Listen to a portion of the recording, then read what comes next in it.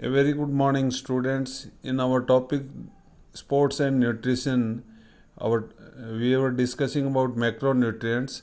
Already carbohydrate and protein we have discussed. Today we will be discussing about fat and water. These four components or elements of diet comes under macronutrient. The fat contains carbon, oxygen, and hydrogen. What is the percentage of this carbon, oxygen, and hydrogen? It is 76% carbon, 12% oxygen, and 12% hydrogen. What is the function of fat in the body? That fat keeps us warm and protect our body organs. All body organs are covered with fat and it is protecting, keeping them warm. Fat helps in production of hormones.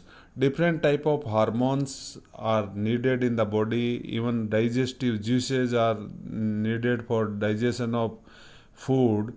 Those hormones production is because of fat. There are three type of fat. One is saturated fat, polyunsaturated fat, and monounsaturated fat. Actually, saturated fat increases the cholesterol level in the blood. So we should take saturated fat, we should take very less in the diet. See, intake of saturated fat increases the heart disease because of more cholesterol level in the blood. Because of that, it increases the chances of cardiac arrest. And sources for this saturated fat is fast food, pastries, and biscuits. We must avoid all these things. We should not take saturated fat. It is harmful. Then polyunsaturated fat and monounsaturated fat, it helps in the lowering the blood cholesterol level. So we must take this type of fat.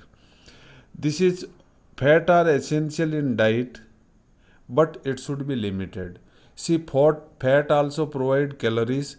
Carbohydrate and protein provide approximately 4 calories. 1 gram of carbohydrate and protein provide 4 calories, and 1 gram of fat provide 9 calories. So fat is the big source of calories, but that should be taken limited. Mostly carbohydrate and protein soluble calories we are using. Next is water. Water compound is made up of hydrogen and oxygen. What is the ratio of hydrogen and oxygen? That is 2:1. Our blood also contains 90% of water. So water is necessary. Water helps in transportation of nutrients to different cells of our body. See, all nutrient things which we are taking in the diet, that is transported to different body cells with help of water only. Water helps in excretion of waste products. Waste product of the body. See, when we are doing vigorous type of exercise and all, we are sweating. That's in sweat also extra waste products come out. In urine also, in stool also. Different ways are there to remove the waste product from the body. And water also regulates the body temperature. See, body temperature is regulated with help of water only. When we are feeling hot, all of a sudden our body produces sweats. Sweat is produced for regulating the body temperature. It is vital for chemical reactions in the body. Different type of chemical reactions are taking place in the body with help of water only.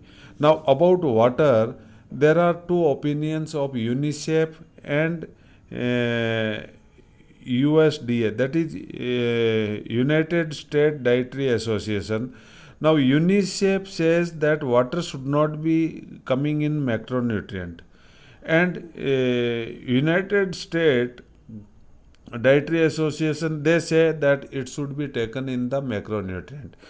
In UNICEF they say that water doesn't provide calories. See, calories are in carbohydrate, protein, and fat only.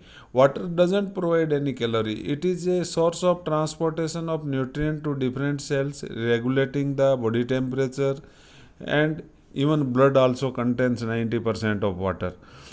And our waste product is also removed from our body with help of water. This is the only function of water, but it doesn't provide calories. That's why UNICEF says that all those nutrients which is providing calories, that should be coming under macronutrient.